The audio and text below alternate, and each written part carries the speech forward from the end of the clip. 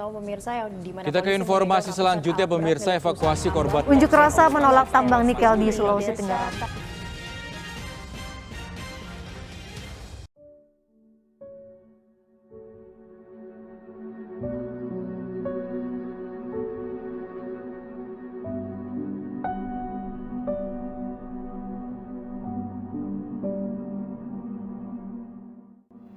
Mineral adalah sumber daya alam yang tidak terbarukan yang sangat penting untuk industri konstruksi, manufaktur, dan energi. Tujuan dari pembangunan mineral berkelanjutan adalah untuk memastikan penggunaan mineral disimpan dalam jumlah minimum tanpa berdampak negatif pada pertumbuhan ekonomi. Hal ini dicapai dengan penggunaan mineral yang efisien serta daur ulang dan penggunaan bahan alternatif. Hal ini juga penting bahwa lingkungan alam dilindungi dari kerusakan yang mungkin disebabkan oleh ekstraksi mineral. Nah, hal ini akan membantu menjaga keanekaragaman hayati dan memastikan bahwa kontaminasi tidak menjadi masalah bagi generasi mendatang nantinya.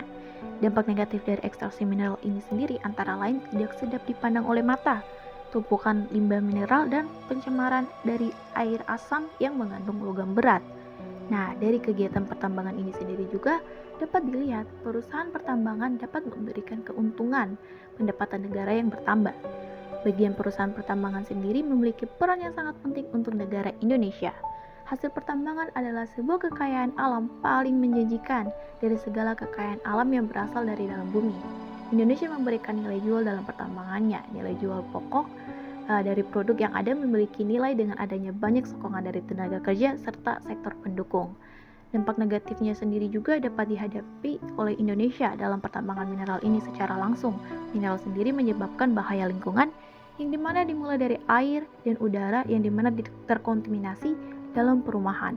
Dari efek kontaminasi mineral menyebabkan penyakit pada manusia serta satwa liar, mengotori hutan serta sungai belantara, dan juga tak lupa efek samping yang dimana berdampak pada kontribusinya hal ini terhadap pemanasan global. Kegiatan ini juga dalam adanya eksploitasi terhadap sumber daya itu sendiri, kegiatan yang secara berlebihan tanpa pencemaran yang baik mengakibatkan dampak buruk serta malapetaka pada ekologis dalam kelestarian dan keseimbangan ekosistem pada lingkungan hidup. Sebagai warga Indonesia, kita merasa bangga serta bersyukur atas apa yang kita miliki karena Indonesia mempunyai sumber daya alam yang sangat amat berlimpah. Sumber daya alam yang kita miliki ini merupakan kekayaan yang selayaknya kita kelola serta dipergunakan demi kemakmuran rakyat. Dalam kasusnya yang dibahas ini, eksploitasi ilegal dalam pertambangan nikel. Satu contoh kasus yang kami ambil ialah PT Sriwijaya Raya. Di sini ada beberapa aktor yang terlibat di dalamnya, mulai dari pihak masyarakat, pemerintah, polisi, dan perusahaan dan SDM.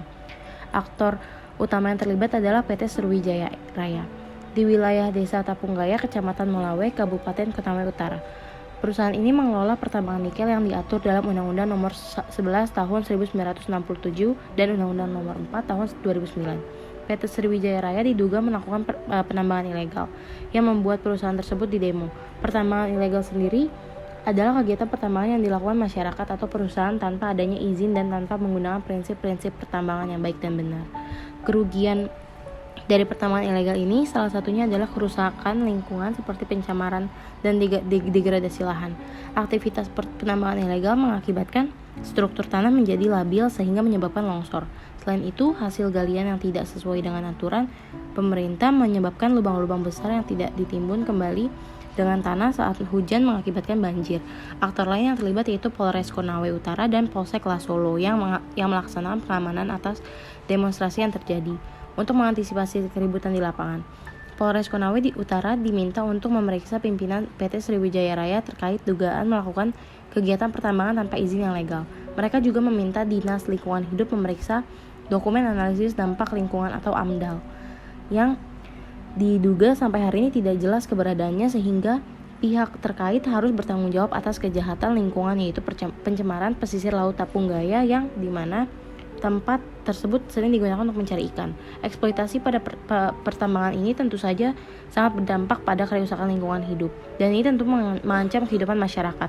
Sektor pertambangan juga bisa disebut sebagai sektor pemanfaatan sumber daya alam yang dapat meningkatkan ekonomi nasional dan juga daerah. Dari kasus ini, tantangan muncul saat kegiatan penambangan mineral yang terjadi sendiri semakin parah mengakibatkan perbukitan terkupas dan tergantikan dengan gedung pabrik dan pergudangan. Kegiatan penambangan mineral bukan logam menimbulkan dampak lingkungan dan dampak sosial. Masalah atau tantangan yang timbul dari penambangan ini adalah satu, dampak lingkungan. Penambangan secara ilegal atau terjadinya eksploitasi yang berlebihan terhadap sumber daya alam berpengaruh terhadap lingkungan antara lain. Kondisi tanah permukaan di wilayah studi menjadi lebih membahayakan dengan adanya lereng-lereng yang curam. Kemudian terbukanya kawasan konservasi, pohon-pohon yang semulanya berada di perbukitan menjadi hilang. Lahan di sekitar lokasi penambangan menjadi gundul dan gersang. Dan kemudian terjadi banjir dan tanah longsor. Kedua, ada dampak sosial. Adapun dampak sosial dari kegiatan penambangan adalah ketidaknyamanan warga masyarakat disebabkan oleh pencemaran debu. Kemudian adanya dibebaskannya lahan atau bangunan oleh perusahaan dengan nilai ganti rugi yang kurang memadai. Dan juga ada kegiatan penambangan cukup mempengaruhi perubahan mata pencaharian penduduk. Dan yang terakhir, sikap yang tegas dari aparat dalam menindak penambangan yang melanggar perizinan sangat diperlukan dalam upaya penegakan hukum terkadang susah.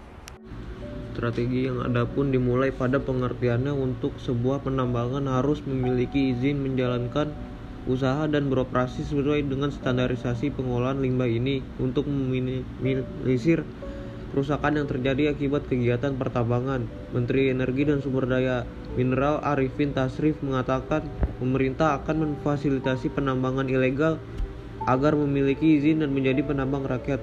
Strategi yang dilakukan kegiatan pertambangan tidak bisa dilakukan sembarangan. Perlu adanya izin dari pemerintah setempat untuk mencegah hal-hal berbahaya yang memberikan dampak negatif bagi lingkungan di sekitar.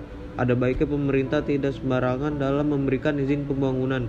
Setiap perusahaan pertambangan perlu melakukan monitoring di lingkungan sekitar. Monitoring di sini artinya setiap perusahaan pertambangan harus tetap terus melakukan penelitian terhadap sedimen atau endapan dari pembuangan limbah penambangan. Apakah aman untuk dapat dilepas ke alam?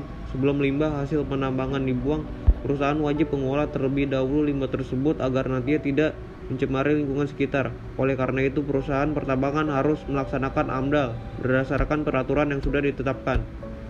Cabut izin operasi perusahaan pertambangan yang melanggar AMDAL sudah tentu syarat dari perusahaan pertambangan dapat terus berjalan, yaitu dengan tidak melanggar AMDAL yang sudah ada. Jika perusahaan tersebut terbukti telah melanggar dan melakukan pencemaran lingkungan, pemerintah berhak untuk menghentikan izin operasi perusahaan tersebut. Jika tidak, perusahaan tersebut akan terus melakukan pertambangan tanpa melihat kerusakan yang telah mereka perbuat. Hasil tambang di Indonesia hampir tersebar di seluruh wilayah. Perspektif bersih yang kami lihat sendiri dari tantangan yang dihadapi serta strategi ini membuat sumber daya alam memberikan manfaat tersendiri. Pertama, sumber lapangan pekerjaan, kemudian meningkatkan pendapatan daerah dan negara, kemudian bebas biaya impor, karena dengan menggunakan hasil tambang sendiri maka Indonesia tidak perlu memerlukan impor dari negara lain. Kemudian kemajuan teknologi, transportasi, dan komunikasi. Pertambangan biasanya dibutuhkan di lokasi terpencil sehingga membutuhkan akses transportasi dan komunikasi. Kemudian meningkatkan kesadaran untuk menjaga lingkungan. Pasca kegiatan pertambangan biasanya membuat lingkungan sekitar tercemar.